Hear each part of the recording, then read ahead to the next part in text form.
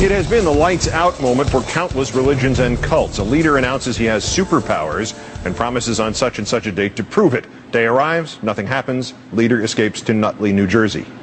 Our third story in the countdown, while Paramount Pictures wonders if it can overcome Tom Cruise's adherence to Scientology at the box office, The Faith is set to open up its own super center where believers can hone their superpowers in beautiful downtown Clearwater, Florida. The 57 Perceptics, described by founder L. Ron Hubbard, will be brought out by use of machines including an anti-gravity simulator and something with a gyroscope.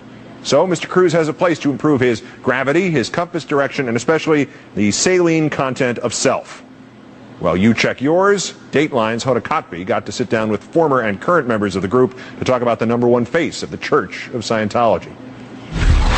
Many celebrities swear by Scientology. There's John, Juliet, Jenna, and Jason, Kirsty, Leah, and Sophia. Not the king, but his wife and daughter, Beck and Bart. Is this a book report or a witch hunt? Well, the actress doing his voice. And it is no coincidence. We were put under incredible duress, actually, to recruit celebrities. In my mission to find out if Cruise is in control or out of control, I met former Scientologist Karen Presley. She says she used to work full-time at the church's exclusive celebrity center in Hollywood. Her job, she says, recruiting the stars. Was there a list? Actually, there was. Young actors that were really making it in film at the time, I think, were our biggest priorities. I feel the need for speed. Tom Cruise was exactly that. It was 1985 and he was filming Top Gun. He says the church helped cure him of a learning disability. And in recent years, he's out to fix the rest of us, or at least his co-workers. You know, you have to understand in Hollywood, when people need help, they call me. When they're having trouble with something, they call me. Because they know that I'm the type of person that they can depend on. But could Hollywood studios depend on Cruise? Or had his private life blown up his public appeal? Our mission to learn more about him takes us into one of the most personal rituals of Scientology. Clutching these metal rods connected to this machine called an e-meter, Scientologists undergo intense spiritual counseling meant to clear their minds of past traumas and self-defeating behavior.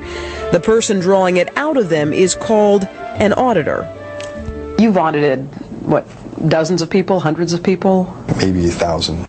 Bruce Hine says he spent 30 years in the church and was an auditor to the stars.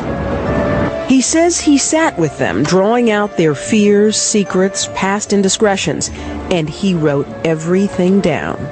When I was auditing celebrities, I would have to write daily how did it go and what was happening with this person and how are they doing. And this report would go to people very high up in the organization. They keep tabs on it. Are there things in those folders or secrets in there that might change one's opinion of the celebrity? Definitely. Better or worse? Worse.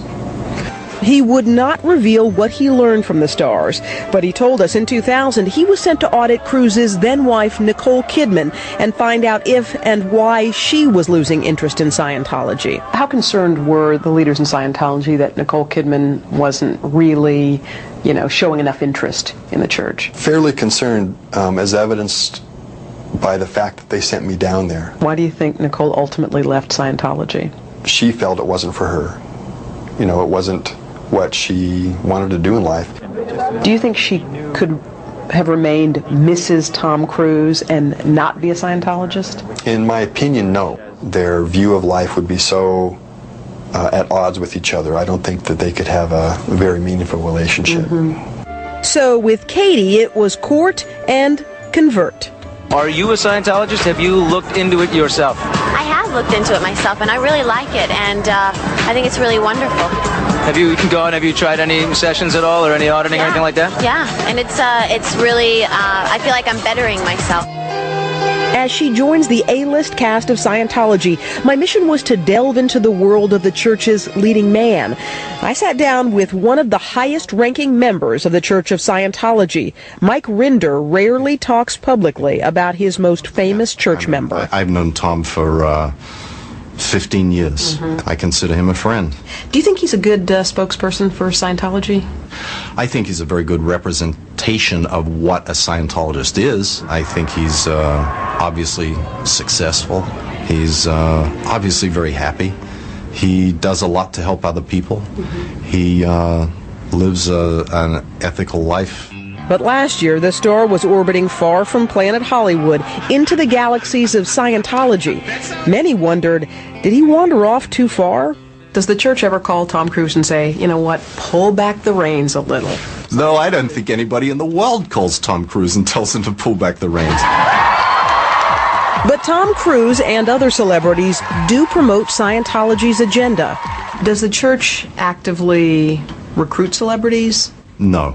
No, the church is open to anybody. No one specifically told, we'd like to get more celebrities because celebrities sort of up the profile of Scientology. We have a list of celebrities. None of that? Absolutely not. Absolutely not. Maybe not, but how many religions have a designated celebrity center? And he confirms that the church keeps confidential files on celebrities and other members of the church who undergo auditing. So what happens, my question is, what happens to those notes, those files? They're locked in file cabinets in locked rooms. Never to be opened? Never. Only the auditor. They're for the auditor. They're not for anybody else. The church says former auditor Bruce Hines never met with Nicole Kidman and should not discuss his work for the church. The church goes on to dispute both his and Karen Pressley's statements and questions their motives. Just because someone says something, particularly a former someone who is, seeking to have their minute of fame by making statements that sound sensational, that doesn't make it true. One thing is for sure, Tom Cruise's behavior over the last year has raised the profile of Scientology. The question is, for better or worse? Do you consider Tom Cruise the church's biggest asset or liability? Oh, come on. Is that a joke question? It's a question. Asset or liability? Tom Cruise is the biggest movie star in the world.